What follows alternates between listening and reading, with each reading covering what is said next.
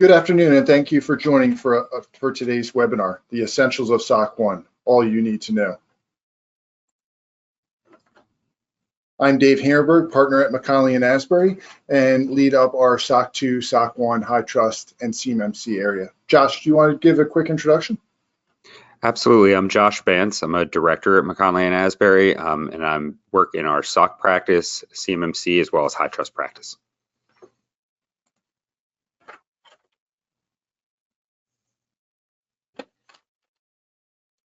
If you're not familiar with us, McKonly Asbury is a county and business advisory firm with offices in Camp Hill, Lancaster, Bloomsburg, and Philadelphia, Pennsylvania.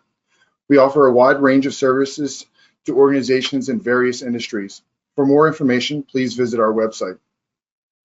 If you've joined us on past webinars, welcome back. If you haven't, our monthly webinars feature various business topics to keep you updated on what's going on around us. Be sure to check out our website to catch past presentations as well as current information through our blog. Note, CPE polling questions will pop up on the screen. If you have any questions for us during today's presentation, please submit them through the built-in questions function in the webinar control panel, and we will do our best to answer them during or after the webinar. For those of you that are looking to obtain CPE credit for today's webinar, please keep in mind that there will be 4 polling questions throughout today's presentation, and you must answer all 4 of those questions to get your certificate via email within a month after the webinar. In order for attendees to be eligible, you must answer via the polling submission. We will not accept late responses.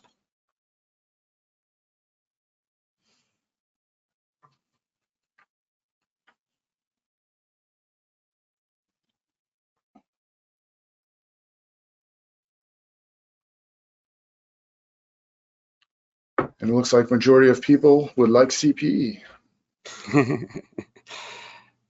Good afternoon, everybody. This is Josh. I'm going to go ahead and go through our agenda and what we're looking and the objectives we're looking to get out of today's webinar as it specifically relates to the SOC 1. So, the objectives and the goals of today's webinar is really to get people familiar with the SOC 1 report who may not be familiar, or give a lot of additional context to some aspects of the SOC 1 report and SOC 1 reports in general as we move through the webinar. So today we want to talk about what is a SOC 1 report. We'll go in depth and detail going forward through background, how it evolved, where it's at today, what it looks like. Then we're also going to talk about why and when you may need a SOC 1 report. Depending on the audience, we may have service organizations out there. We may also have user entities out there. So as you're listening, each individual's needs may be different. And then we want to go through the uses for a SOC 1 report. What is a SOC 1 really used for? Who uses it differently, and what aspects can it be used for? So then we're going to get into the process for a SOC 1 audit. What does that look like, from a readiness pre-assessment standpoint, all the way through the process of actually getting your hands on a report, whether you be a user entity or a service organization getting one. So, and lastly, we're going to dig into the benefits of a SOC 1 report. What are those benefits? Why get a SOC 1 report? Why ask for a SOC 1 report? And the very final thing will be any Q&A that comes up during the webinar. So feel free to submit any questions as we move along here, and we'll try to answer them as quickly as possible. So what is a SOC 1 report will be the first aspect of us digging into SOC 1 reports.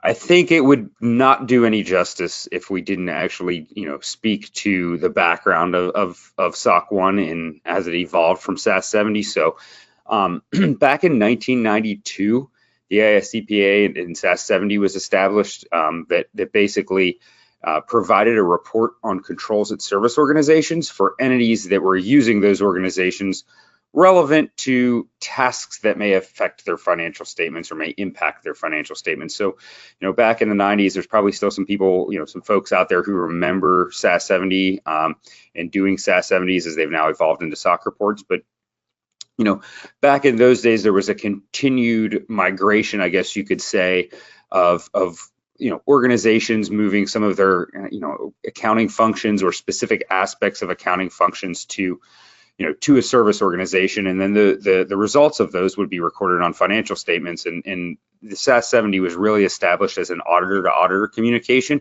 where an audit firm could come in and audit the internal controls related to the services being performed at the service organization.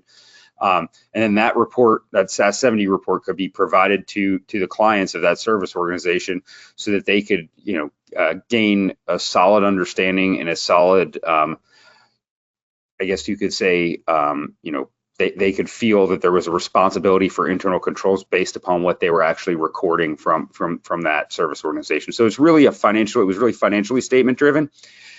Moving forward to 2010, Dave, did you have a question? And Josh, how long has McKonly Asbury been doing SOC or SAS 70s, SOC 1s? I believe, I started doing SAS 70s here back in 2005, I believe, and we were doing them even before then. So we were doing SAS 70s, back into the early 2000s, and it really developed at McKonly and Asbury out of a focus that we had on doing some Sarbanes-Oxley work and things during that SOX time frame and the internal controls components that occurred in the early 2000s. And it just kind of evolved as we developed sort of a risk management practice, a risk advisory practice. We were able to work on SAS 70s as well. Nice. So moving forward from SAS 70 in 1992, we moved forward to 2010. And in 2010, the AICPA issued the SSAE 16, which effectively eliminated the SAS 70 and established system and organizational controls, which is SOC reports, in place of the SAS 70. And the real rationale behind that was, as you can see, it established a SOC 1, SOC 2, and SOC 3. And the real aspect of why that was done was, the SAS 70 was really established to be sort of an auditor to auditor communication relevant to internal controls over financial reporting. So organizations, service organizations who did things that impacted numbers on a financial statement or impacted specifically a disclosure, et cetera. And what it had evolved to through, the 2000 to 2010 timeframe was it was being used a lot for IT general controls. There was a lot of SAS 70s that were being issued for service organizations who were not doing anything for user entities, financial statements, or relevant to financial statement assertions, et cetera. So it kind of muddied the waters a little bit there for the SAS 70. So SSAE 16 kind of really came about in an effort from the AICPA to sort of establish the SOC 1, which sort of is the evolution of the SAS 70, and it really relates to service organizations who do things, perform services that do impact, their user entities, financial statements, or internal controls over financial statements. And the SOC 2 and SOC 3 were developed more to kind of capture the information security, availability, confidentiality, processing integrity, and privacy aspects of internal controls. So they're developed more for they were based on a framework. The SOC 2, SOC 3 are based on a specific framework that defines what, security, availability, confidentiality, processing integrity, and privacy objectives are that have to be met. So the idea was to sort of separate that out to sort of force, the SOC 1, the SOC 1 being the former SAS 70, and then the SOC 2 and SOC 3 would capture those organizations who needed that assurance and over their internal controls, but it really wasn't relevant to financial reporting. And I think one of the things with SOC 1 is a CPA firm has to sign that. Josh, we've talked about theory on why that is. Do you want to just give me your theory on that? Absolutely. So SOC reports are required to be done by CPAs. My theory has always been that it's an attestation report. It's actually an examination, so it's an attestation report and falls under attestation standards. But also because CPA firms issue opinions, SOC reports, SAS 70s had an opinion on the operating and design effectiveness of controls. That opinion puts the CPA firm into a category, where we issue opinions on things. CPA firms do. We do it for, audits of financial statements, et cetera. And because we issue opinions, we're also subject to peer review by another CPA firm every 3 years. And what that peer review does is really establish that our opinions and the work that we do on SOC 1, SOC 2, and SOC 3s that we actually have a system of quality control, and we're following that system of quality control. So really what it does is it sort of establishes a governance over, and a governance model, because we're subject to the CPA firms are subject to that governance model. And what that really does is it ensures that the opinions that are being issued relevant to SOC reports, are being issued based upon quality control at accounting firms. I think the idea is there's not people out there who, write up an opinion and say, oh yeah, their controls are working, but the reality is there is no accountability for those firms. So CPA firms that issue SOC reports have accountability, and they must be peer reviewed. So that makes sense. I think you find, a good number of CPA firms that do SOC 2s, but even, less that do SOC 1s. Just we're going to get into the complexity and the uniqueness of the SOC 1. But thank you, Josh. Yep. So what is a SOC 1 report? So a SOC 1 report isn't, as I stated earlier in the last discussion that Dave and I just had, it's an attestation report. It's an examination, and it's really focused on service organizations reporting on controls that are relevant to financial, for financial reporting or a specific financial statement assertion. So one of the things I think is probably good to do now is as we talk about audience and terminology that we put in here, one of the things you'll hear throughout this webinar is service organizations and user entities. So let me quickly define, service organizations are, basically companies, organizations, providers who do a specific service on behalf of other companies. So when we talk about service organizations, those would be those organizations. A service organization would be who would be undergoing a SOC attestation, a SOC examination, a SOC audit, whatever you'd like to call it, a SOC 1 audit. When they go through that, then they receive a report from the CPA firm, and then they provide that CPA firm report to their user entities, customers, vendors, whoever it may be. But really, the two audiences here, as we talk about SOC 1, are service organizations who actually, receive and have the audit done over their specific controls, and then the user entities are those organizations that are actually using, those reports. So I think it would be, wise to think of that as we go through this. And Dave, you can interject if you think differently, but I think it's a good perspective to have, because as we're talking about it, there are two different audiences, on the webinar today. So I agree, and I think from a SOC 1 standpoint, the audience, and we'll get into a slide on that, but it's a lot different than a SOC 2. So I think that's good to note. Absolutely. So yeah, so as I was saying, that the SOC 1 report is really focused on service organizations that report on internal controls over financial reporting, or a specific financial statement assertion, or multiple financial statement assertions. And ultimately, the SOC 1 report is a report that provides an opinion from the CPA firm on the system of control objectives. I mean, one of the things we talk about is control objectives, and we'll get into that further down the road, but it's a system of control objectives that are related to financial reporting or a specific financial statement assertion, and then the controls to meet those control objectives. And what that opinion really states is, ultimately, at the end of the day, whether those controls are functioning appropriately.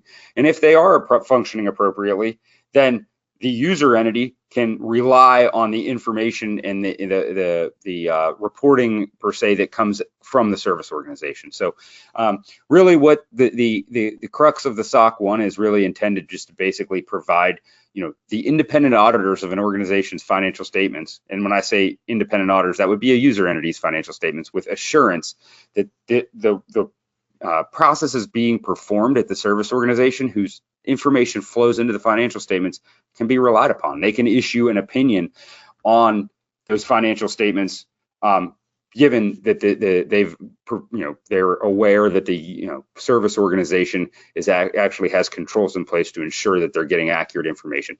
A great example of this is payroll processing, payroll providers. So a payroll provider is a great example of a service organization. They may have 100 customers. Those are the user entities. The user entities, rely on them to process their payroll. At the end of each payroll period that is processed, the payroll processing provider provides a statement and a report back to their user entities to say, here's the amount of payroll reprocessed, here's the categories. This was salary, this was benefits, this was payroll taxes, et cetera. And that user entity is actually using that information and recording those transactions into their general ledger. But the reality of it is those reports that are coming from that payroll processor, the user entity has no way of knowing whether they're accurate or not, or did they make a mistake? And what the SOC 1 does is it establishes a set of control objectives at that payroll processing provider to determine that the completeness, accuracy, and reporting of those reports and processing of payroll that is done there can be relied upon. There is a system of controls that the payroll processor goes through prior to paying a payroll, and also prior to providing the statements that are used to record those transactions. Other organizations, other service organization examples could be benefits providers, third-party administrators, specifically as you look at 401k administrators, et cetera, and accounting and reporting software. If you're using accounting and reporting software, the SaaS software, something to that effect, that would qualify as a service organization. Who actually, as I say this, benefits are recorded on the, benefits, healthcare benefits costs can be recorded, on the general ledger of user entities. Costs related to 401ks. 401k plans are, have their own financial statements and their own set of statements that are recorded. And, obviously if there's an accounting and reporting general ledger software that is being, being administered or used, managed by another organization as a service organization, you obviously need to rely on the integrity of the data that's coming out of there. So, how is that occurring? And SOC 1s are all applicable to those types of service organizations. So Josh, what I'm hearing you say is, from a vendor management standpoint, for all the users on this call today, I mean, most of them are using a payroll service. Most of them should be asking for a SOC 1, reviewing that. If they have auditors, giving that to their auditors as well. Absolutely, without question. And we'll get into that as we get into the uses, but you're 100% correct on that, Dave. And it's really about two sides of it, knowing if you're a service organization and knowing that you should be providing this if you're doing services that impact financial statement reporting. And then also if you are using a service organization and you're going through an independent financial statement audit, you really should be identifying those service organizations that you use who have a direct impact on your financial reporting or financial statement assertions, and getting a SOC 1 report from them, because it ultimately, there's no way to assure that just because you record it from a statement from a third party such as a payroll provider, you have no way of knowing whether appropriate processes and internal controls were followed at that payroll provider prior to providing you that report. Yeah, and we're not particularly picking on payroll providers. It's just an easy example that a lot of people can get their hands around. So for sure, and I see a lot of companies really buttoning up their internal controls, and seeing their outside vendors being more of possibly the loose thread. So good thing to know. You can get a SOC 1, kind of review those controls, and it's something that you could if those controls don't fit your needs, talk to that provider and say, hey, I want this tested. I want, so, and I think we'll get into that in some later slides here as well. Absolutely. So, as we get into what is a SOC 1 report, there's two types of SOC 1 reports, and this can get a little confusing for folks because there's also a SOC 2 report, but there is a SOC 1 type 1 report, and there's a SOC 1 type 2 report. So they're both SOC 1 reports, but the type 1 report is just providing an opinion on the internal control, the design of the internal controls. These controls are designed to meet the control objectives that have been defined.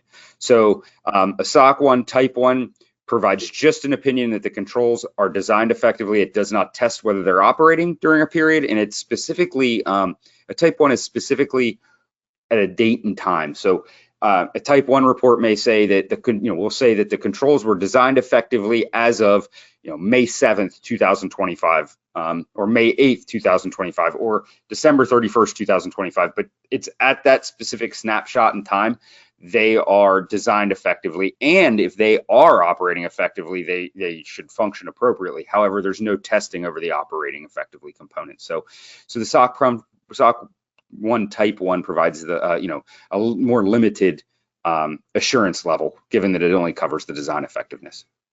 The SOC 1 type 2 in contrast to that, provides an opinion both on the design and operating effectiveness of the controls of the service organization. So what does that mean?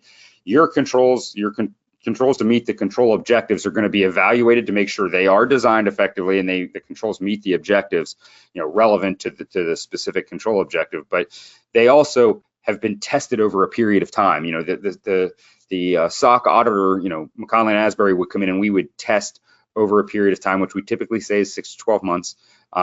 So as you think about that, you typically need a period of time, what we call the reporting period for a type 2 report, where we will do examination, inspection, inquiry, observations, reperformance of controls to make sure that not only were those controls designed effectively, but we can say they worked for a 6-month period or a 9-month period or a 12-month period. And I think from a vendor management, I always go back to vendor management because it's a hot topic right now. You're looking for a SOC 1 Type 2. If someone gives you a SOC 1 Type 1 and it's the first year, understand they're getting started. That's the step, but they should be in the process of getting to a Type 2 report. If they're, it is cheaper to go with a SOC 1 Type 1, but again, like Josh, you said, it's only listing what the controls are, design effectiveness. The big difference is, hey, are those operating effectively? And I think from a vendor management standpoint, the people on the call, you should be asking for a SOC 1 Type 2 report. And like I said, if you don't get it, why aren't they doing a Type 2 report? Yep. And the other thing I will say is you see that 6 to 12 month period, what that's also saying is whether you're a service organization or a user entity, who's part of vendor management, if you're asking for a SOC 1 Type 2 that you've never asked for before, you can't expect somebody that maybe has never done one to have one to you within a month. It's just not going to happen for a Type 2. I mean, you have a runway there, relevant to the reporting period that definitely, indicates it could be 6 to 12 months, before you can even get your hands on the report, because obviously it is a retrospectively looking report. So, a Type 2 report that's dated, a 12-month Type 2 report dated December 31st, the controls were tested by McKonly and Asbury from January 1 through December 31st. So you're really looking at January at the earliest that you could get that. So it's just something to keep in mind in giving that runway and understanding that it's a process and it's not something that can be asked for and received in a month if the organization is not currently doing it. That's exactly right. I mean, if you're starting a plan, you're like, hey, I need these, I want you to have it tomorrow. I mean, they need to go to through a pre-assessment phase, the audit period, and that pre-assessment phase is typically 3 months, give or take. So even if, and sometimes in the first year, you could go to a 3-month period. So probably the earliest you could get it, if you ask for someone to do it today, would be 7-8 months to have a report in hand. So keep that in mind, but definitely something you should be asking your vendors. And as we talk about what is a SOC report, I'm also want to talk about, it would be, I think I wouldn't be doing justice to this if we didn't talk about the components of a SOC report and what's in a SOC report. So, as you go through as a service organization, going through your examination, having an audit of your internal controls done, or if you're sitting in the user entity seat and you receive a SOC 1 report from, one of your service organizations that does a, critical, is part of a critical process related to your financial reporting. What you're typically going to see in a SOC report is, first and foremost, there'll be an auditor's opinion. The auditor's opinion is the audit firm who provided it. If it's a Type 2, it will be an opinion on the design and operating effectiveness of the description of controls, the control objectives, and the controls that were used to meet those objectives. So it basically will be outlining, what the results were of the audit, whether as we provide an opinion, it can be, modified, unmodified, et cetera. But really what it is it's defining, here's the procedures that were performed, and we're stating that the design and operating effectiveness of the controls, are either functioning, not functioning, et cetera. The second part of the report is management's assertion. So the relevant aspect of this is that, in addition to us auditing the controls and the control objectives and the narrative aspects of the report, management also has to provide an assertion stating that the controls are accurate and that they have been designed and are operating effectively throughout that reporting period. So there's two components there of this. We're auditing those controls to ensure that they're functioning appropriately over that period, but management is also asserting to the fact that they believe that they're operating effectively as well. So there's sort of two components there of that. So you would expect to see the assertion from management. Then there's a description of controls in the report, which is typically the third section of the report. And the description of controls describes in detail, kind of in a narrative paragraph form, what exactly what the background of the service organization is, what some of their service lines are, what the scope of the report will be, and then it dives sort of deeply into the various components of the report of the specific control. So it will work control objective by control objective. If it's a organization that processes transactions, there'll be details about what those controls are as they input the aspects of the transaction, how they evaluate the processing of the transaction, what they do for the output, which would be reporting, and then as well as potentially some IT general controls. Obviously, the systems that they use to process those transactions are in scope, and ensuring that there's integrity around those and security around those various systems. So, and then go ahead, Dave. No, go ahead. No, I was just going to say, in the description of controls also would typically include, any complementary user entity controls or complementary subservice organization controls. And what those are is complementary, as I'm saying it is, as a user entity, the service organization's controls only can work up to a certain extent and be relied upon up to a certain extent. So, it's still, there's still some responsibilities for some controls at the user entity. So, for example, if it's a, accounting and general ledger software as a service package, the controls, provided by the organization who manages that accounting and general ledger software package only work for those specific aspects that they're responsible for. Things that are input, that may be input by user entity personnel, access to that system by user entity personnel. I mean, that's really the responsibility of the user entity personnel. So there is a component that goes into that description that outlines, kind of that who's responsible for what those things are that the user entity must be doing as well to ensure that, the service organization's controls will work as long as these specific things that are being done at the user entity are also being done as well. Yeah, Josh, that's a real important topic because, you might have all these controls that are specified in the SOC 1 or SOC 2, and without looking what the organization that's using that vendor, what they're required to do, and if they don't do it, those controls may not function. So very important. The other thing I think, they could have an extra section here if there is an issue with one of the control objectives, there's an exception. There will be a management response section at the end of the report that I think is oftentimes really good place to peek before you start reviewing the controls. Absolutely. So, yeah. It's a long report, but again, I think there's a lot in it, and the auditor's opinion, a good place to start, and then the end of the report, also a good place to start for exceptions. Yeah, and I didn't actually get into the control objectives, controls, and tests of controls, but that's typically part 4 of the report, and really what that is the meat and potatoes of your report. That is the control objectives, what the controls are that the organization has put in place to meet those, and then how we tested them as the auditor, as well as the results of the test. So typically when you're reviewing as a user entity, you want to look at the auditor's opinion to really make sure that, it's an unmodified opinion. So there's no issues that, where a control objective wasn't functioning, but also reviewing those control objectives and controls, because ultimately the relevance of those controls, to your organization as a user entity really is going to lie in that section 4, so to speak, reviewing those controls and saying, yeah, these seem appropriate based upon the service that organization does for us. It could be that the SOC 1 that they give you is not even pertinent to a service line that you use, in which case it's useless to the user entity. And that's something that needs to be, really evaluated at that time. Josh, we have a question. I'm going to read it and I'll let you answer it. Does the SOC 1 type reports also evaluate whether or not the controls are appropriate under the circumstances?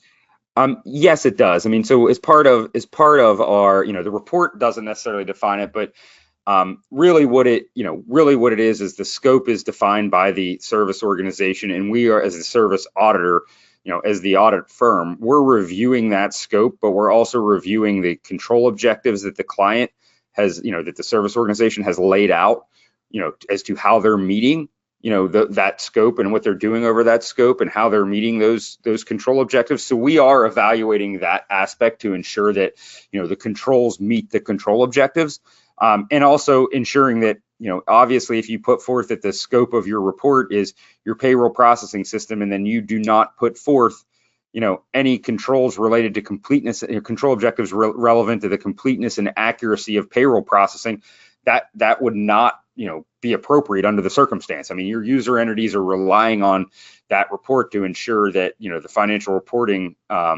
is pertinent to, the internal controls over financial reporting at the payroll processor, are ensuring that the information they're getting from that payroll processor can be recorded in their financial statements and it's accurate. If you don't have an objective related to that accuracy, we would be saying that doesn't meet the circumstances. Yeah, I think depending on the size of the scope, how broad the scope is, again, it's management's decision to what control objectives they want in the report. We're going to look at that alignment between the scope and those control objectives, as well as those controls under the control objectives, to make sure those controls meet the objective. In a case from a user entity standpoint, you might be like, well, that you have to read that control objective. That may not encompass everything you want. At that point in time, I would contact the vendor and say, hey, for next year, can you also test this? Because, depending on how you're using it, it could be different. But Josh, you're exactly right what you said. Absolutely. So difference between a SOC 1 and SOC 2 report. The report's going to look somewhat familiar in the sections, but a SOC 1 report is really over service organizations' internal controls relevant to financial reporting.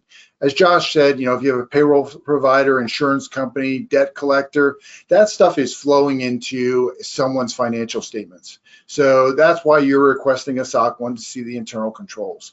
And that's really what it encompasses. And the user entities usually are, the user entity, the person requesting the SOC 1, the auditors of that user entity, and that group, as opposed to a SOC 2, which seems like a lot more broader audience. A SOC 2 is going to be around the security of the environment, how that data is handled. A SOC 2 has a standard set of trust services criteria. So if you're AWS or 2 Bobs down the road, you have the same criteria to meet. That doesn't mean you have the same controls. In a good SOC 2 report, those controls are going to be unique to your organization. So in other words, AWS is going to have some controls that meet that criteria. 2 Bobs down the road is going to have some controls, and they're both going to be decent SOC 2 reports, but they're going to handle meeting those criteria different. SOC 2, again, it's a standard framework. It's got security. There's 5 different principles: availability, confidentiality, privacy, and processing integrity. So a lot more straightforward. I wouldn't say cookie cutter, but it's got a framework to work off of. A SOC 1, very customizable, very unique. You could have 1 control objective, or you could have 50 control objectives. There's no, there's no limit to how many control objectives you have. There's, again, you could have 1. So it depends on what you're trying to accomplish. The other thing, Dave, sorry, I didn't mean to interrupt you, but the other thing that people need to understand as well is that you can have a SOC 1 and a SOC 2 as an organization, as a service organization. It does happen. It's not uncommon. So, and another thing is you could take some of the trust services criteria, some of the sections, and put them in a SOC 1 as a control objective. We have seen that. We've also seen where, it's management's decision to sort of come up with those control objectives. But I've also seen where, user entities will say, hey, I want these control objectives, and they give it to that individual to put in their SOC 1. So that's not as frequent, but it does happen. Absolutely. The real crux of this slide in this aspect is thinking about what the user entity is as to whether you need a SOC 1 or a SOC 2. If the user entity is using it in their financial statements, a SOC 2 is absolutely without question probably not going to be appropriate. It can get by sometimes at times, but really you should be focusing on that SOC 1. The SOC 2 is really, is really relevant to, as it says, user entities of the system, business partners, vendors, etc. The SOC 1 is really relevant to, customers and their independent auditors who you process transactions for or report, perform services that relate to their internal control over financial reporting.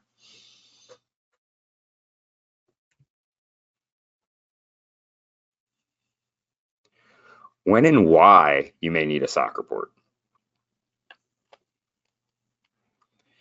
So why would you need a SOC report? I think we've already sort of discussed many of these topics, so we'll be able to move through some of this a little quicker. But really, as we look at this, why you would need a SOC report, there's two components. I said this earlier. I kind of defined a service organization and user entity, but I don't want to say why you would need a SOC report and speak only to a service organization, because then the term needing a SOC report could be a service organization who needs to have a SOC audit done over their system of controls, or it could be a user entity who needs that SOC report because they're obviously, using a service organization, to process a specific aspect of their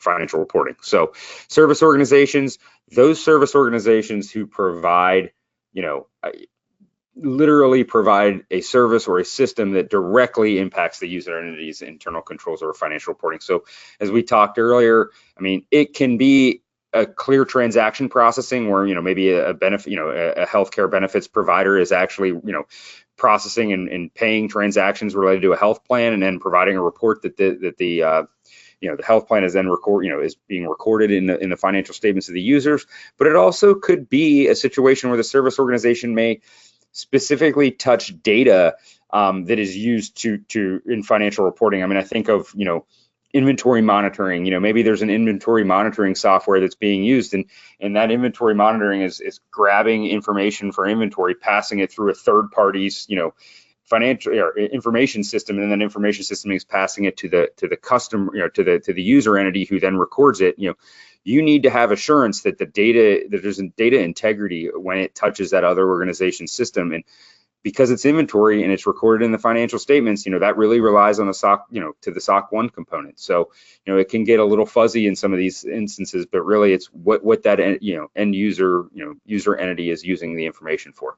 So when we talk about information technology controls, we're really talking about the integrity of that data, as it may be being used. Oftentimes we'll see SOC 1 reports that are just on IT general controls, because maybe the organization has a system, the service organization has a system that they, can record specific, specific details that or information related to, as I said, inventory. It passes through that service organization's system.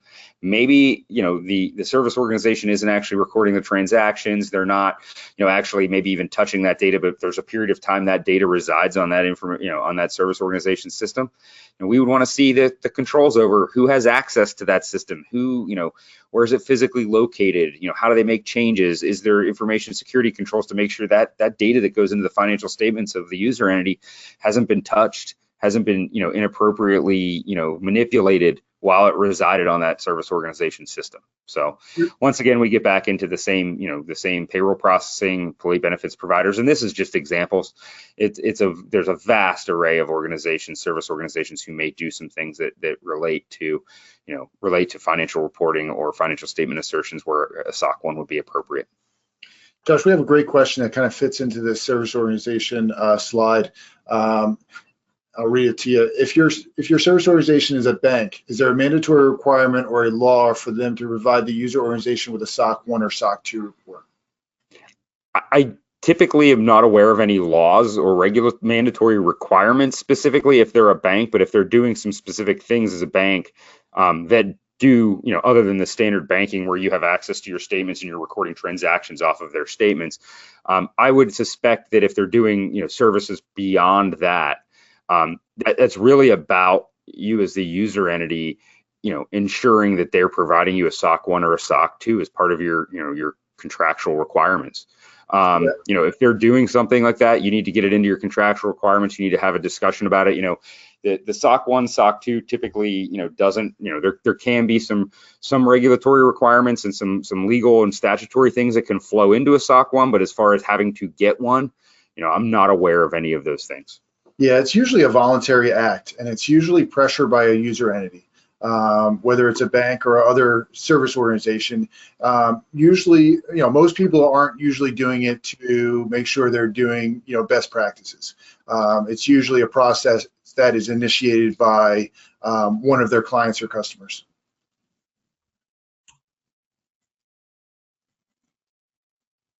So why would a user entity need a SOC 1 report? As I said, the user entity is going to need that SOC 1 report to request it from their service organization that they're using, that is performing some service that directly impacts their financial reporting. That user entity, when they get that SOC report from their service organizations, should be reviewing that report for relevance. They should be looking at the controls and the control objectives and the narrative, the system description, to make sure that it covers the scope of what that service organization is doing for them, and that those controls are appropriate. I mean, I think, the running joke is that people ask for the SOC 1 or the SOC 2 and then they check a box and throw it in a file cabinet, never to look at it again. But really, it's more than a checkbox. I mean, it's really relevant to whether you can accurately report on your financial statements, which then ultimately determines whether you can appropriately issue financial statements with an independent auditor's opinion on them from an audit firm. And so you really should be documenting that review as well. I sit and say this all the time, like getting that report and reviewing it and going through it, but not having documentation of that report. I would suspect that, all user entities should be at least documenting on the report or writing a memo to say they reviewed it and they're comfortable with the controls and they meet the objectives that they would expect them to meet. And, that there was no issues relevant in the report, so that they can document that they assessed that. The other, user entity auditors are typically provided this report. So the user entities will receive the report and review it, ensure that they've documented that it's appropriate, and then they're also going to pass it along to their auditors, their independent financial statement auditors, or internal control. If they have an audit of internal control over financial reporting, they may pass along to those independent auditors as well to review as well, so that they can, agree or disagree with the assessment that the user entity has made as to whether they're comfortable with the financial reporting objectives and the controls that are in that SOC 1 report.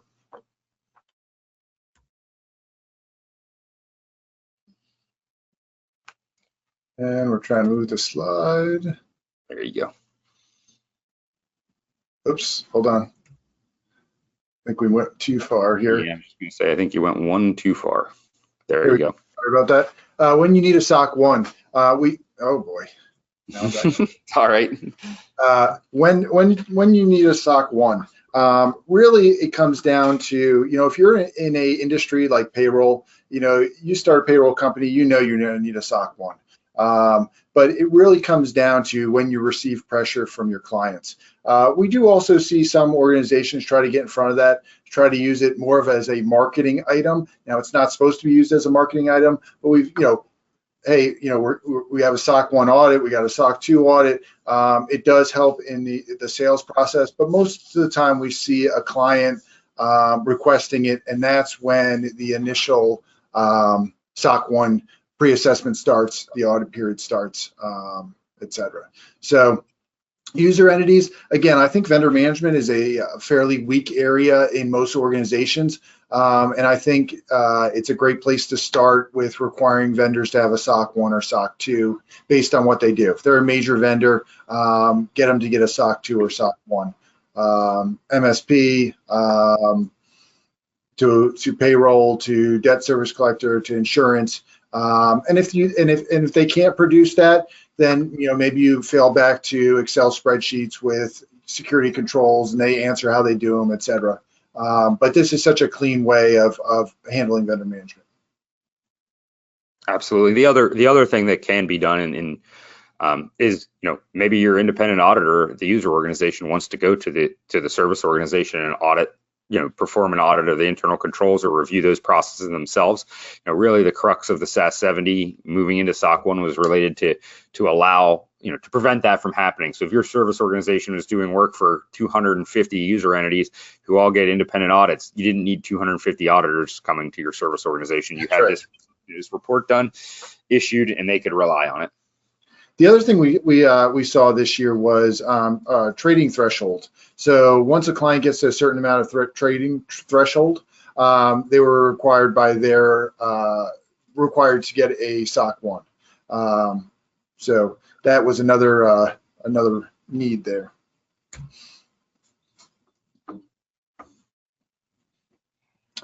Does your company review vendor SOC 1 reports? Yes or no? We're gonna leave this up for about a minute.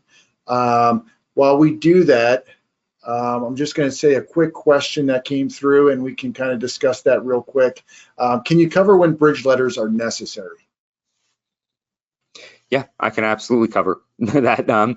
Typically, we see bridge letters when there is a gap that exists between the reporting period of a SOC 1 and the reporting period at the service organization. The SOC 1 report that's provided has a reporting period, say November 30th.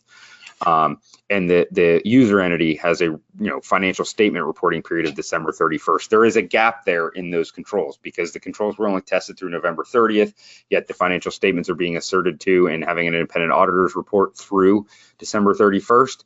And in that case, that's a great example where a gap letter or a bridge letter may be needed, where typically the user entity will request a bridge letter from the service organization, and the service organization will go ahead and put through, they'll put together a letter. And typically what that letter is trying to state is whether or not there was any changes from that occurred in that month. Can the controls be relied upon from the November 30th report through December 31? As in, hey, we haven't reconfigured systems, our process and system of internal controls is exactly the same, and we're not aware of any, deviations or issues with the operations of those controls. It just provides a little greater level of assurance to get an organization, service organization report through that finish line for their user entities. Thank you, Josh. So it looks like we're in good shape here. 84% do review vendor SOC 1 reports. So that is a great surprise. I was kind of expecting maybe a 50-50. Absolutely.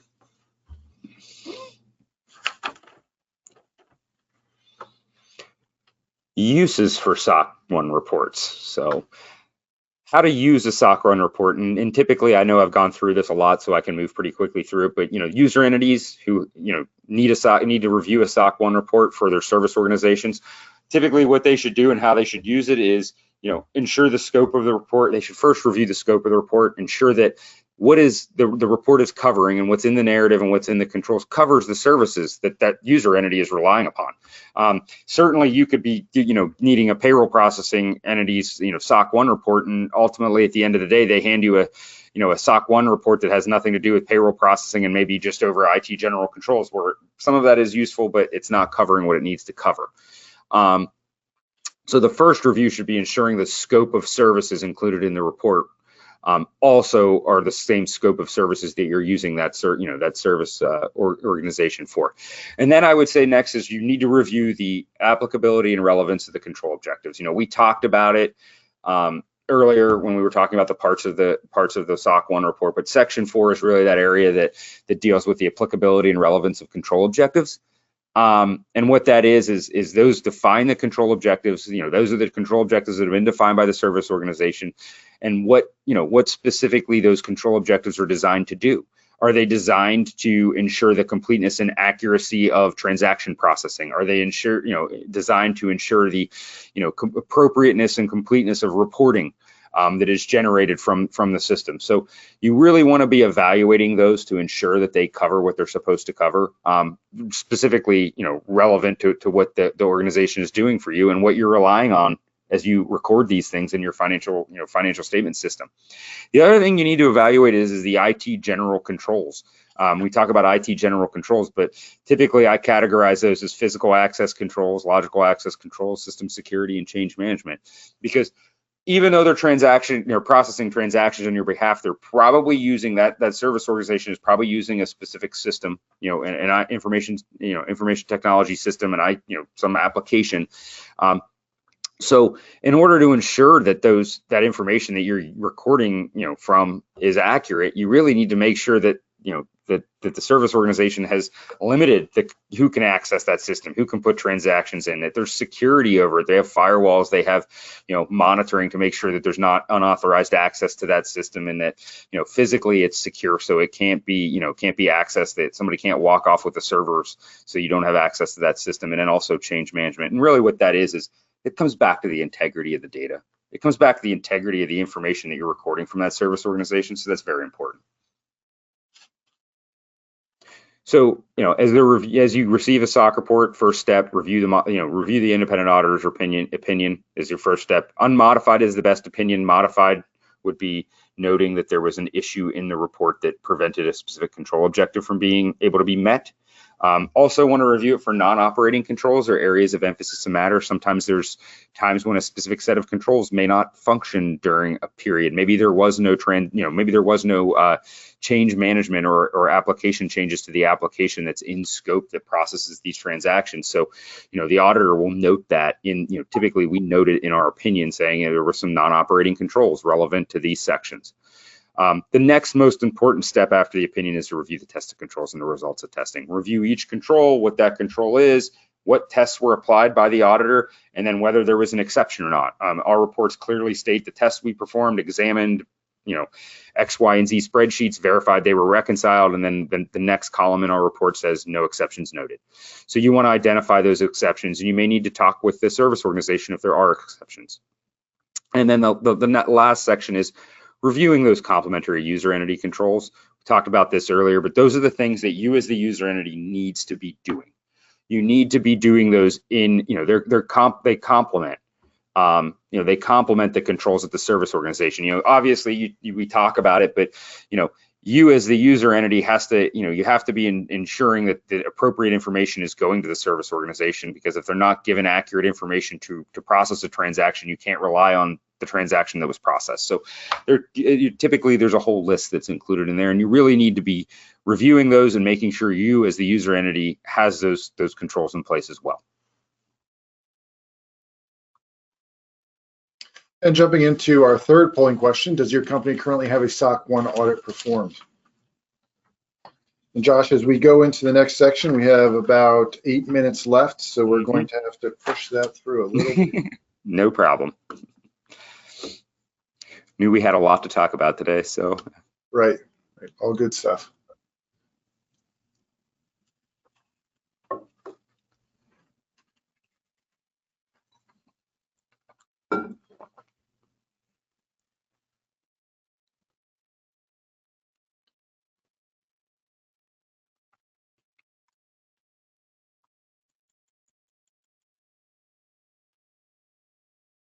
And I think we'll be all over the board here. Depending on your organization, you may not need a SOC 1 report. So there's probably no, yes. So that's about what I figured. So yeah. Appreciate everyone answering that. SOC 1 audit process. We're going to go through here quick. This is basically what we go through when we get a new client that says, hey, I want to get a SOC 1 audit done. I want to get a report for a client. We have two high-level processes: the readiness pre-assessment, work through with the organization to come up with those control objectives that management wants, that the user entity wants, and then verify that the controls for those control objectives are sufficient. As well as then verify the evidence for those controls is also sufficient, documented, and really when it jumps into an audit, there aren't any exceptions if it still operates as it does when we do the pre-assessment. So again, that is an important step to make sure we have a successful SOC 1 audit. That is a one-time thing. So you do a readiness assessment, pre-assessment before a SOC 1 audit. A SOC 1 audit is an annual audit, and then that just continues. And again, it's going to change based on your environment, based on your user entity needs. And And the SOC 1 audit, again, is comprised of audit planning, field work, control testing. Sometimes we break that into 2 testings. If it's a 6-month period, we might come out at 3 months and then 6 months. And again, since COVID, that has become, we could come on site or we could do it virtual. So it's really up to the client, how the client feels about that. And then reporting. Reporting is done after the period end date. Say it's 6:30, you would have your report after that and after we get all the evidence. And I think the next 2 slides actually break these 2 down into a little bit more detail. So again, I think we have 6 minutes, so I'm going to run through real quick. The readiness pre-assessment process, you can see here. A big part of that is scoping the assessment. The SOC 1's not going to cover your whole application. It may, but it's probably going to be scoped down to exactly what your user entity, whatever's going into their financial statement, what the auditors want. So again, scoping is a big part of that, and using that scoping then to figure out the control objectives. And again, I think Josh went through this quite extensively earlier, the narrative or the description. We prepare that, and that basically is about the company, going through what those control objectives are, and really a defined process with that. And then sufficient relevant documentation. The section over the control objectives is going to say what we did, how we tested it, and if there was exceptions.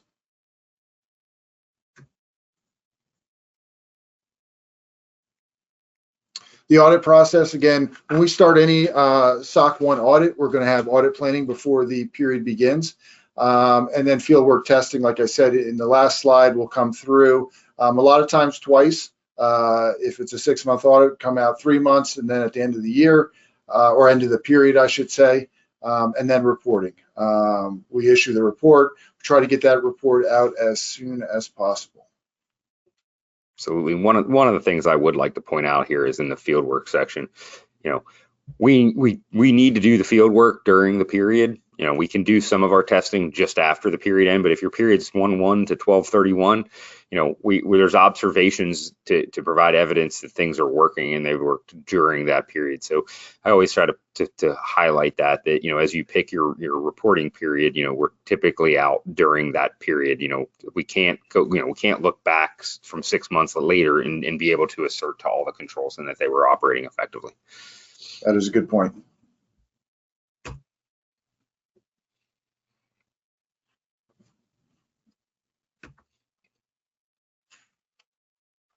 All right, benefits of the SOC 1. So I think I'm left here with about 3 minutes, so we should be able to get these through this one slide that's left. But what are the benefits of a SOC 1 report? And I kind of broke this out into primary and I guess you could say secondary or other benefits, but the primary benefits are really a validation of internal controls and processes at the service organization. And what that validation does is it ensures that the work that is being done at that service organization can be trusted to be reliable, accurate, and complete, so that it can be, information can be recorded in the financial statements. That's really what it comes down to. It also, the SOC report also provides assurances that you have systems in place to appropriately process transactions. So, as you're having somebody else do in process transactions on your behalf as a user entity, that the service organization is doing it, they hand you a SOC report, that there's an assurance over the system of processing those transactions. Also shows a commitment to data integrity, security, and governance. And I really say that from the perspective of, very rarely have I ever seen a SOC report that didn't include some IT general controls related to logical access, system security, because you can't generate information out of a system and rely on it for financial statement purposes if the data, if there's no controls over who can change the data, the access to the data, the security of the data. So it certainly provides that level of a primary benefit, and it reduces the request from multiple user entity auditors to test service organizations' controls. I said that earlier. 250 organizations getting financial statement audits, and you're the service organization for all of them. You don't need 250 auditors. You get the SOC 1 report, and they test. Service organization auditors test, and they provide that report that can be used by all your users entities. And then the other benefits are more secondary benefits, but a commitment to customers that you have gone through an audit of your system of controls, that you're not just bluffing them when you say you have a robust system in place. It's not to be used as a marketing tool, but really it does differentiate one service organization from their competitors. If you have a SOC 1 and your competitor doesn't, you're putting forth a level of effort and a commitment, that is certainly valued in the market. So, it does differentiate you in that perspective. It also provides transparency, on your controls at your organization. Obviously, you're providing those controls. You're not hiding behind, oh, we have controls, but I'm not going to show you what they are. They're out there, they're audited, and you can provide them to prospective customers as well as your current customers. And lastly, it's an opportunity, provides an opportunity for organizations, service organizations, to enhance their risk management and efficiencies by getting the SOC 1 report. Really what it's doing is it allows them to look at things and evaluate their organization, their structures, their operations, and really find ways to enhance, the controls, at that organization. All right, with 1 minute to spare, Dave, last polling question. Excellent. Does your company currently have a vendor management policy and procedures for reviewing vendors on a regular basis?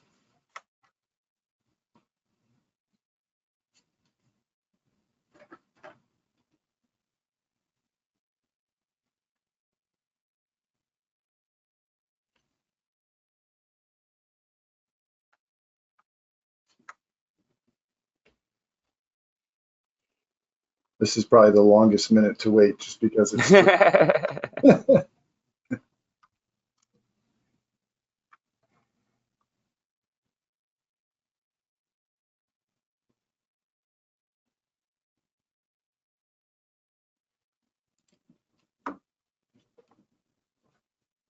All right. Well, that's good news. 77% said yes. So good deal. All right. We probably don't have any time for questions. I think we've addressed most of the questions as well.